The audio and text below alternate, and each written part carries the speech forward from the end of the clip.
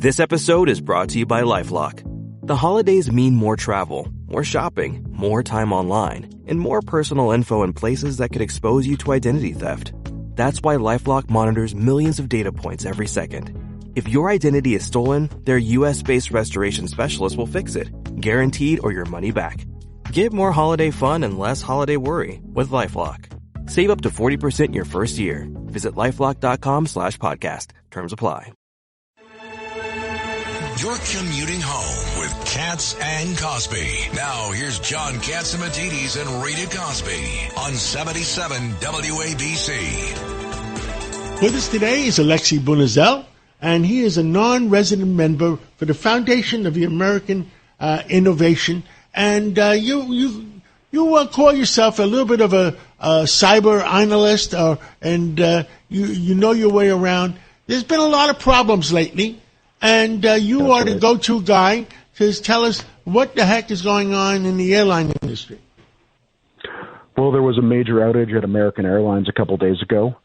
I think at this point, as dust has settled, it's not looking like a cyber attack, just some kind of glitch in their IT systems.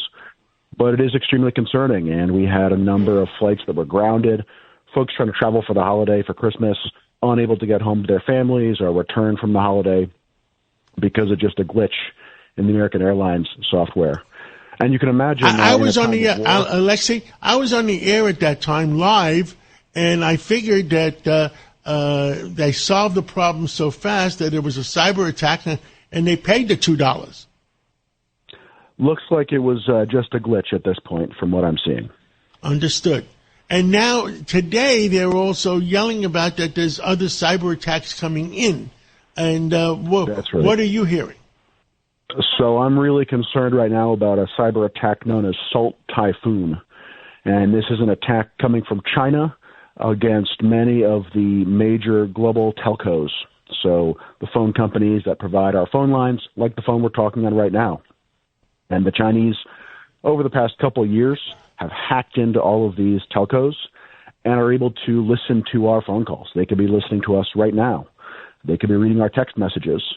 And you've seen the U.S. government put out a couple advisories, some notifications about this, do some press conferences, but very little action to actually kick these hackers out of the telcos, to respond to them. And it's extremely concerning. I think it's one of the biggest cyber hacks for the past decade. Understood. What's the future of not being in these kind of problems? Well, I think there's a lot of work that tech companies can do to level up their software, make it inherently more secure. But there's also a lot that the U.S. government needs to do to step up. When we have foreign governments hacking into our critical infrastructure, putting cyber time bombs in our power plants, in our water systems, when they're hacking into our telcos and listening to our phone calls, this is something that the government needs to step up and solve. If this was in the real world and we had terrorists planting bombs or planting bugs in people's offices to listen to their conversations, you would have the government respond.